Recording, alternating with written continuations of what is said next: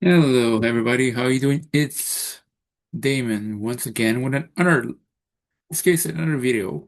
But in this case, I will not make a list. And again, it's soon to be WrestleMania. And I said in a previous video that I would do a video about this. Today, I just want to talk about how I would have booked WrestleMania.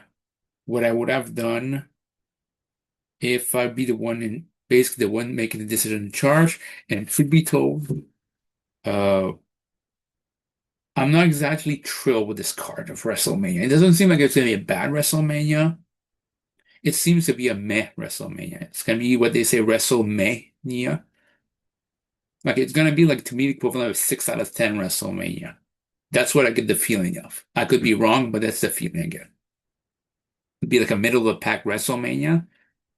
And it's one thing the crowd will be with barely any potential. If WrestleMania 9, let's be honest, if WrestleMania 9 even had a great match, it would still probably be a meh WrestleMania. Even if the card would be the same, but the results would actually be the actual product would have been good, it still would have been a meh WrestleMania. But you know what? It would have been the best of its ability. I mean, it would have been the best it could have been. So being a meh WrestleMania for this would have been a success. But this one had the potential to be so much more, and it's not. And at the time of this recording, Io Sky's not a WrestleMania card. Asuka's not a WrestleMania card. The women's United States title is not on the card. I wish it was. You can, like, at the very worst, you could even basically jumble a lot of competitors and put it in a fatal four-way match at this point if you really want to keep it 14 match. I mean, The Miz on the WrestleMania card, Kofi Kingston's on the WrestleMania card, um, Carmelo Hayes, Ilya Dragunov, Aleister Black.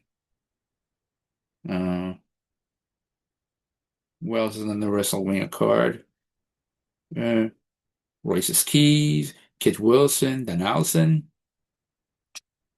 All of these are not a WrestleMania card. Oh, and the Grande Americano, Chad Gable, all of these I mentioned that should be on it. And I know people might say, well, they're already going to be packed. They might lack some time.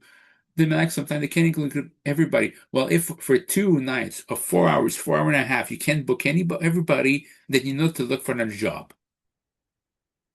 If you don't have enough time, plan for all of this.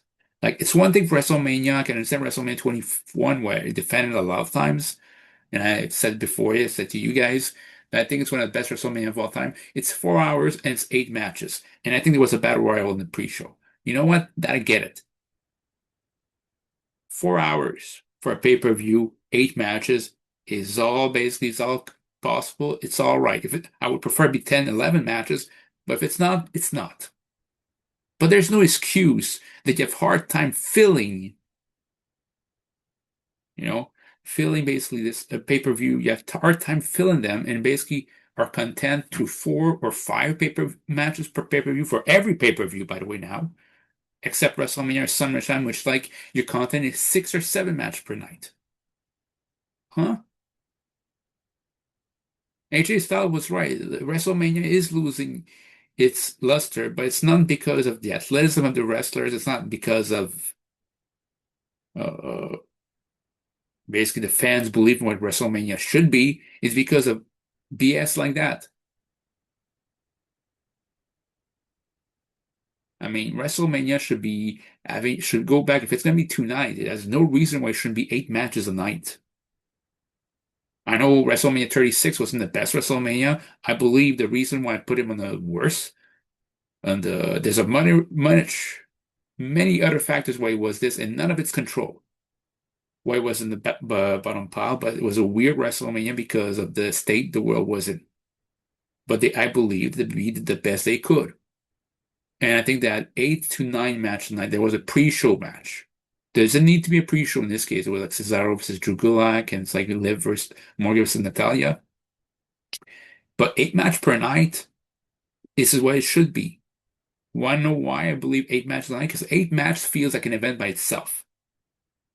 If you have 6 matches, or if it's seven and you say you're strangled for the time, it kind of makes me feel like you can't have 7 matches on Raw or something like that. And you can't even do that.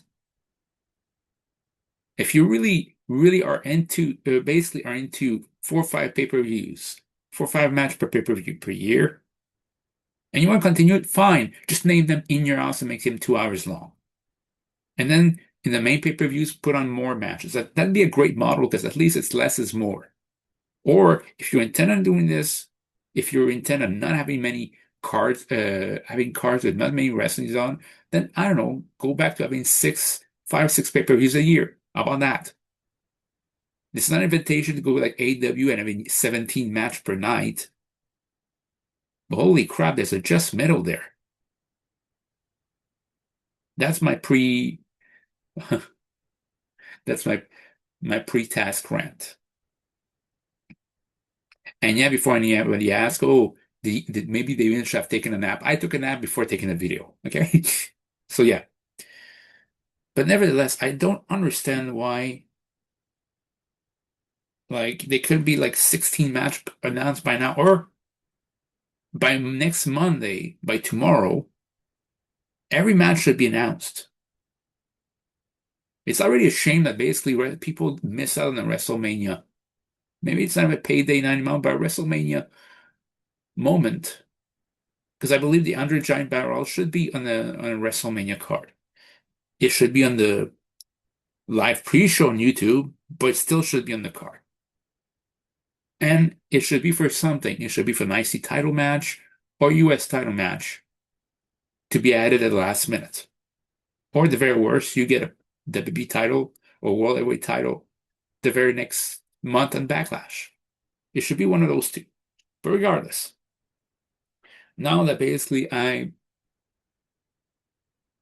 we gave a sermon to WWE, basically this gave a speech to WWE. Now I think it's be a time of how would I book the current WrestleMania card? And here's a reminder, I cannot basically completely do a complete overall this card. I have to deal with it. I can add something, modify a match, but I cannot change a match. What's the difference? It means, for example, if there's a match, a triple threat match, I can make it a 4-way, but I cannot change the competitors and just take them out. If they're in, they're in. I cannot change it. They're part of the match. I have to deal with this. So now, before this happens, I know there's a WrestleMania, basically the night I've already been basically put in basically every match I've been put in the night. So I believe that I'm gonna try to respect that as well. Okay, so I will start with night one. Night one, there'll be 8 matches. And again, I'll try to respect all of this. So for night one of WrestleMania, what will I do? I will do the first match, the very first match will be indeed the 6-man tag division and ISO Speed versus the Usos and LA Knight. At first, I'm tempted in putting, I know it's not basically regular, I would like to put in that match, I'm very, very tempted in putting the World Tag titles on the line despite it's a 6-man tag. And in that case, if there was a World Tag title in a 6-man tag, I would have division retain.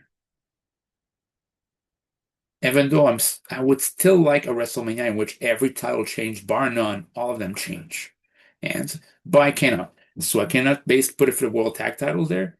I will not. So if it's not the World Tag titles, I believe to basically start the night real well, Usos and LA Knight have to win. And to protect the division, it's ISO Speed which takes a cover after basically a BTF and the 1D. And then the Jey Uso splash. So yeah, that'd be this. And it wouldn't be like 17 minutes. It'd be like a great 8-minute match. Start of the crowd, fine. Then, as predicted, you have Jacob Fatu versus Drew McIntyre. I would have Jacob and Drew McIntyre. I'm split on this finish. I'm basically out. I believe I know what would cause the ending. The ending would basically be both of them basically would fight through I would actually end up being a street fight, basically, where they end up on the streets and basically somebody would superplex somebody else from basically a small scaffold into a gimmicked car's windshield. And I don't know whichever the two would just put their hand over the other one to just pin them. However, after all of this, I say it should be Drew McIntyre who wins. Like basically give him vindication. He's not the one who basically sneak attacked Jacob Fatu, and it should be kept like this. So I believe in this case, Drew McIntyre should win, but barely, barely by the skin of his teeth. Basically, by the tiptoe of his by the skin of his teeth. Sorry, but should win by the skin of his teeth. Try to say that 5 times. You should win barely. You should eke out the win. So, and it wouldn't do anything bad to Jacob Fatu. In that case, it's like both the superplex or whatever from the scaffold to the through through the windshield took out the worst of both of them. Or the worst, you can actually have Jacob Fatu do the superplex, but he gets the worst of it, whereas Drew McIntyre basically, I don't know, break the ice and basically take the less uncomfortable fall, and Drew pins Jacob. But one another, Jacob is protected, Drew moves on, and that's it.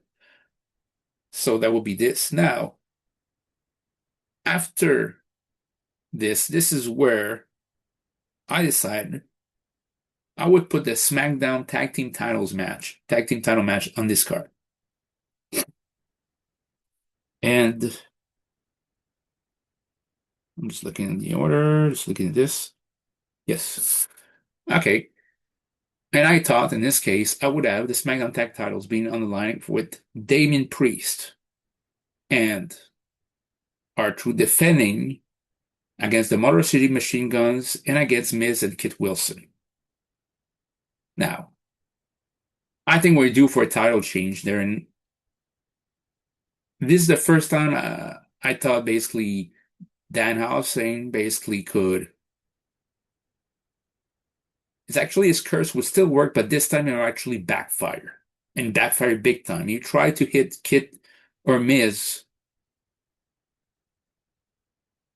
with the curse, but it actually ends up being cursing either R-Truth or Damian Priest. And it wouldn't lead to Miz or Kit Wilson to win the tag titles. It would lead the Motor City Machine Guns to win the tag titles at WrestleMania Grand Stage. I mean, if they just would end up pinning whoever's cursed there. It's Miz and Kit Wilson would be part of the fall, of the losing fall. They'll basically be brawling or at least chasing Dan Allison back in the locker room. And that would be a great, again, I said the first opening match was 8 minutes. This one should be like 9, 10 minutes at best.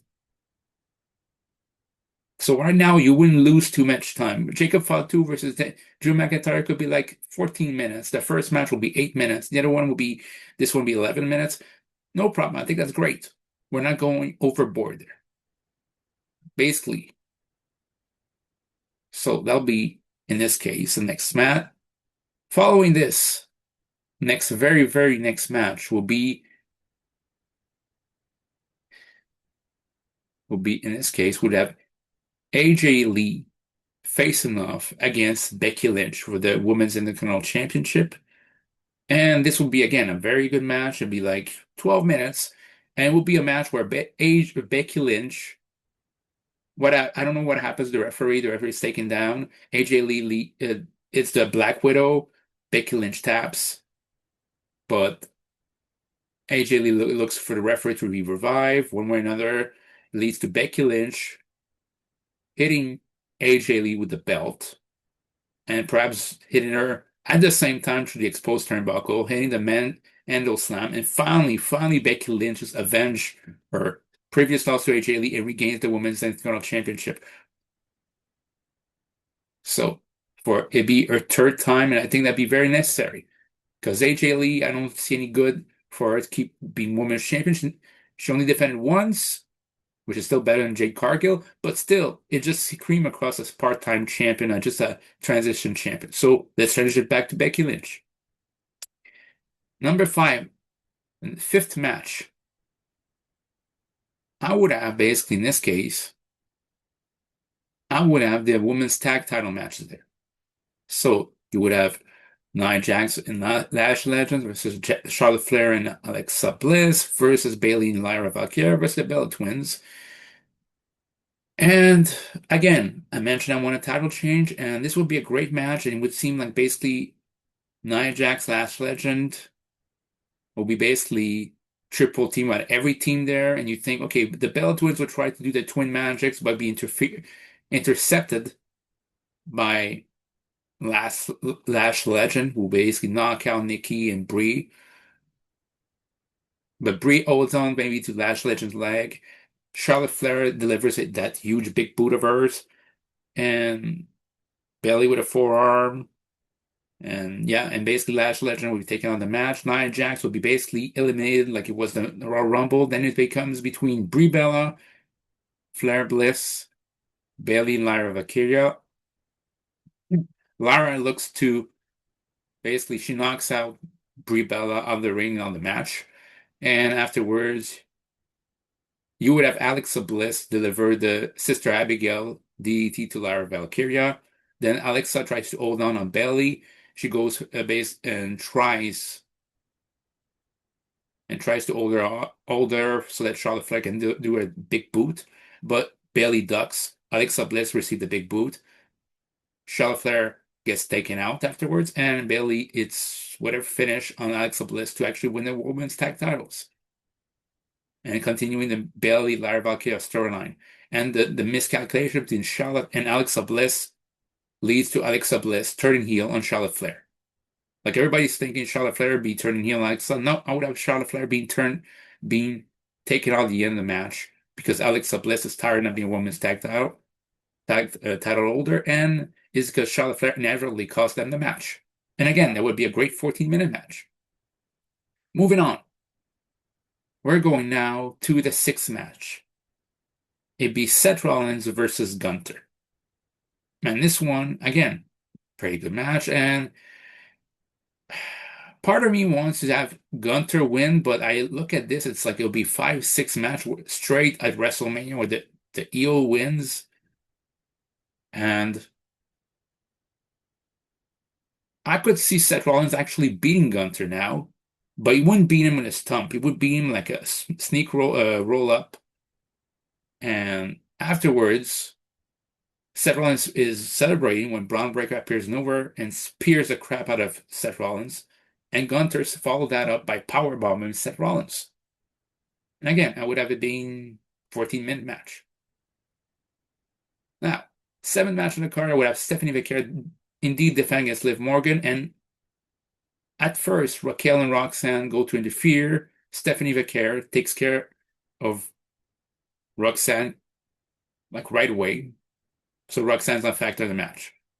Then Raquel tries to interfere. I think she does deliver a clothesline to the outside, like Diesel did to Razor Ramon on WrestleMania 10. And the same thing happens to Raquel. She's basically ordered to leave ringside area by the referee. And from then on, it's a one-on-one women's title match. And without interference, Liv Morgan does win the World Women's Championship after 2 oblivions. And again, that would be 12-minute matches. And then we go on to the 8th match, the WWE title main event between Cody Rhodes and Randy Orton. And Pat McAfee can do anything he wants there, but I would actually have Jelly Roll. The only thing he does is that when Randy Orton when Pat McAfee tries to have his own WrestleMania entrance, Jelly Roll appears from nowhere, attacks Jelly Roll, and they block the back. Stipulation remains the same. You have Cody Rhodes defending against Randy Orton, and as much as I would like for Pat McAfee's current gimmick to just go away from TV, it's time for Randy Orton to win the WWE title. Because if Cody Rhodes is going to remain face, not turn heel as a twist, Randy Orton has to win. It's kind of sad because it's a repeat of last year. It's like Cody Rhodes fighting the ghost of the Ruthless Aggression eras, basically stars, and they have to turn heel against Cody Rhodes all the time. And now how many of the friends of Cody Rhodes in storyline, Sami Zayn, Randy Orton, Kevin Owens, John Cena, all turn heel on him? After a while, it kind of makes me see him like, okay, you might be jealous, They might be jealous of Cody Rhodes, or maybe Cody Rhodes is becoming not John Cena, but Hogan, where every one of his friends, supposed friends, turn on him. But at the end, you could easily make the argument of if every one of his friends turn on this person, maybe there's something about this person. So you kind of lose his sympathy, and it makes me feel what's going to be next year. Is it Cody Rhodes? Is there somebody else in the Ruthless Aggression era? Will Batista come back to face Cody Rhodes at the B title? Will it be Triple H? On and on. I feel like Randy Orton has to win this one. Because if not, if he's not going to win his 15th world title, despite the fact it's a current storyline, then when? Or better, if you don't want Cody Rhodes, if you don't want Jelly Roll in the main event, how about somebody else could take out Pat McAfee? Could be the actual WrestleMania 42 host and the WrestleMania 41 headliner. How about John Cena takes out Pat McAfee as a nod to last year's main event and show you a change? But it still remains that Randy Orton wins the title. And this time you could have a John Cena Randy Orton face off at the end.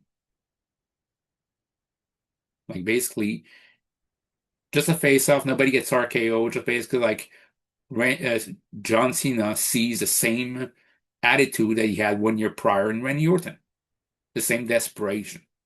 But Randy Orton winds up with the win. And yeah, I was gonna say maybe put pre-show battle royal match, but if it's not gonna be done for, it's gonna be done for WrestleMania SmackDown, then let's leave it there. So yeah, now we go to night two of WrestleMania, and I already describe the first two match, and I will not change that. The first match will be Brock Lesnar versus Obafemi. I expect this to be 11 minutes of pure greatness, of pure awesomeness, and it's not going to overstay its welcome. And it doesn't need. It's a match that's going to be awesome. It doesn't need to be more than that. And I want Oba to win. We don't know how many matches we have left for Brock Lesnar. If that's the case, if he only loses against Oba or Gunter, then honestly, Gunter doesn't need it because Brock Lesnar is a heel. So if he's going to be heel, Gunter has to retire faces. He doesn't retire heel. I want Oba to win. That's the first. Second match, and this is where I would add competitors. I would make it a nine-man ladder match for the IC title. Would I add? I would add Kofi Kingston. You know, the guy who won the WWE title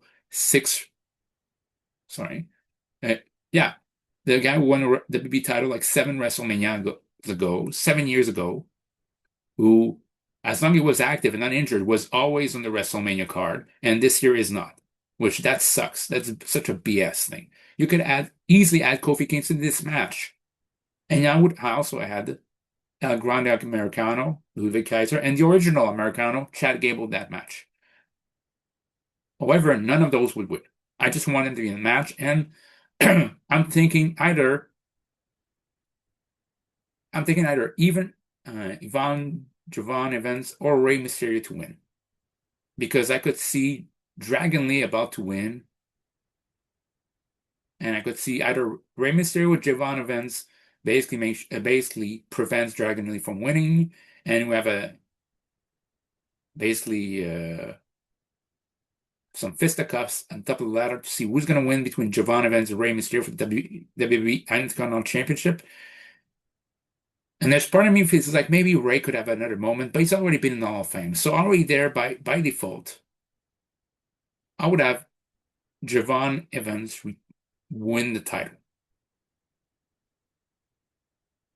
I mean, I believe it's kind of overrated, but don't get me wrong, super talented, but I believe it's overrated. The OG cutter to me just seems like to be everybody is doing an RKO out of nowhere, which that should have been the precipitous reason why Randy Orton turned heels. He's tired of everybody stealing his finisher.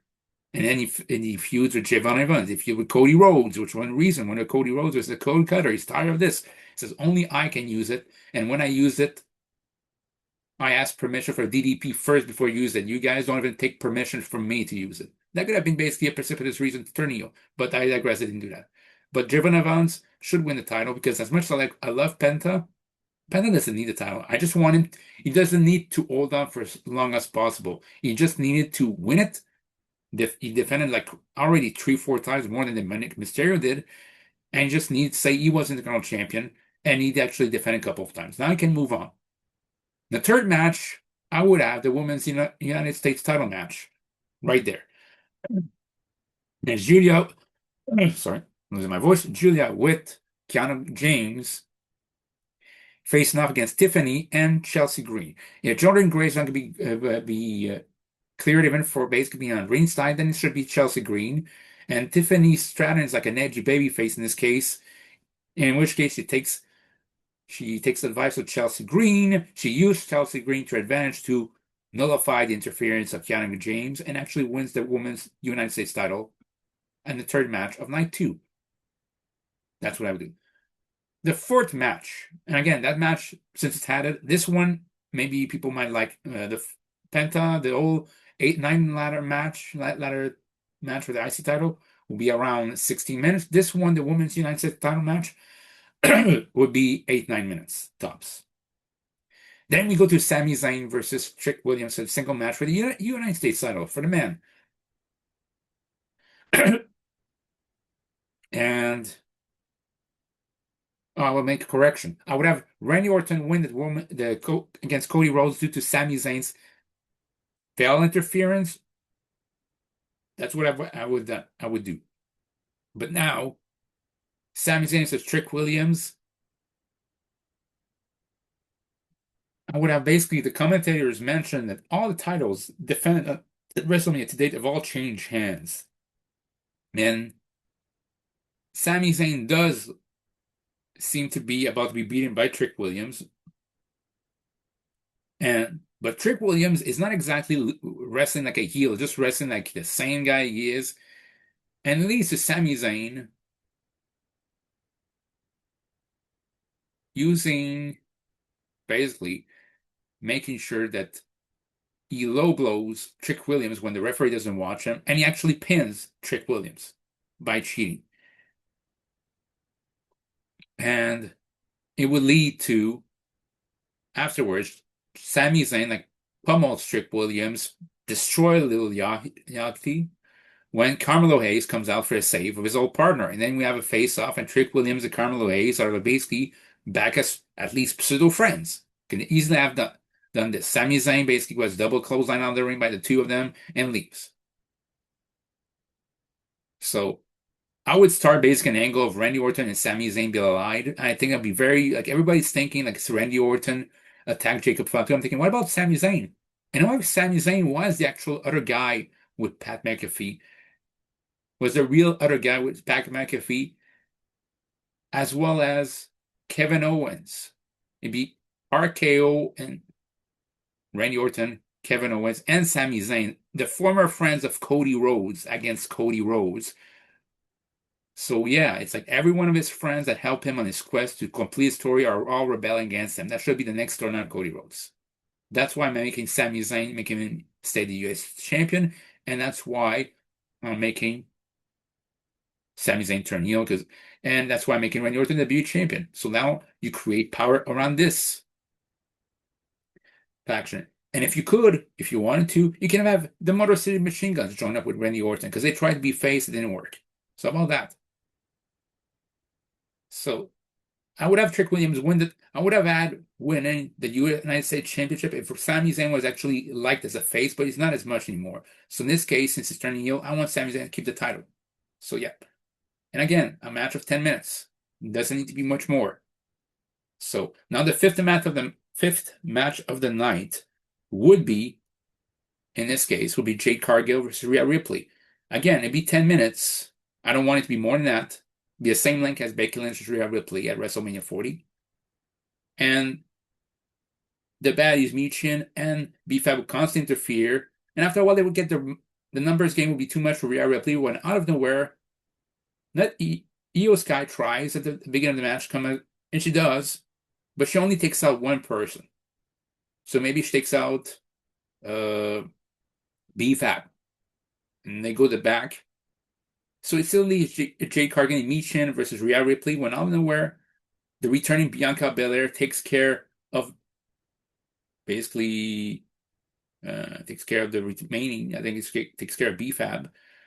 So and it leads to Rhea Ripley one-on-one with Jade Cargill, and Rhea Ripley wins the title Not with one, but with two riptide for in a 10-minute bout. It shouldn't be special. It should just be. So that'd be the fifth match of the night.